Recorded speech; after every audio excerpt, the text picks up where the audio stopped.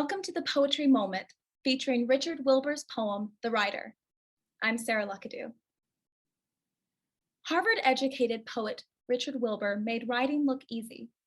He won the Pulitzer twice, translated French playwrights Molière and Racine, served as the nation's second Poet Laureate, and wrote the lyrics for Leonard Bernstein's Candide. He found poetry, however, in a difficult place. While he was enduring shelling in his foxhole during World War II, Wilbur took refuge in writing poetry. But despite the appearance of success, writing wasn't easy for him. In an interview with the Paris Review in 1977, Wilbur explained his writing this way: "I proceed as Dylan Thomas once told me he proceeded. It is a matter of going to one's study or to the chair in the sun and starting a new sheet of paper.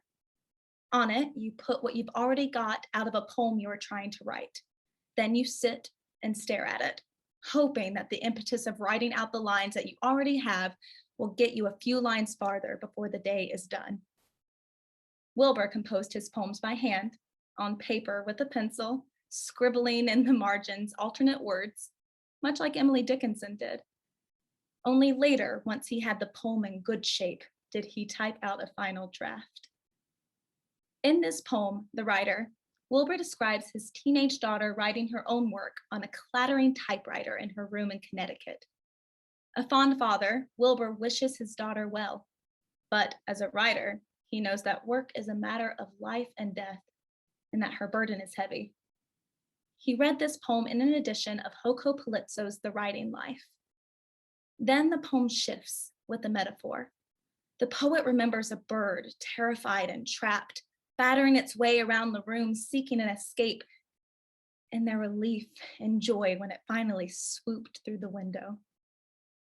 Wilbur explained in an interview, "Poetry is concerned with things and with making them vivid, and what a metaphor does is render some part of the world more vivid by comparing it, sometimes violently, to something else."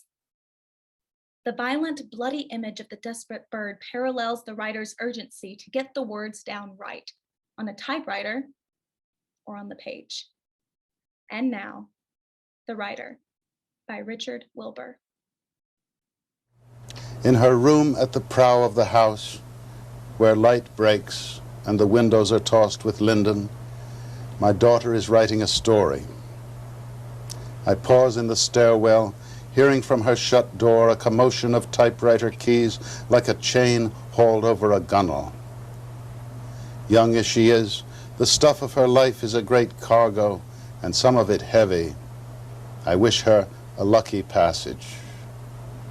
But now it is she who pauses, as if to reject my thought and its easy figure. A stillness greatens in which the whole house seems to be thinking. And then she is at it again with a bunched clamor of strokes, and again is silent. I remember the dazed starling which was trapped in that very room 2 years ago, how we stole in, lifted a sash and retreated, not to affright it, and how for a sleepless hour through the crack of the door we watched the sleek, wild, dark, and iridescent creature batter against the brilliance, drop like a glove to the hard floor or the desktop, and wait then, humped and bloody, for the wits to try it again.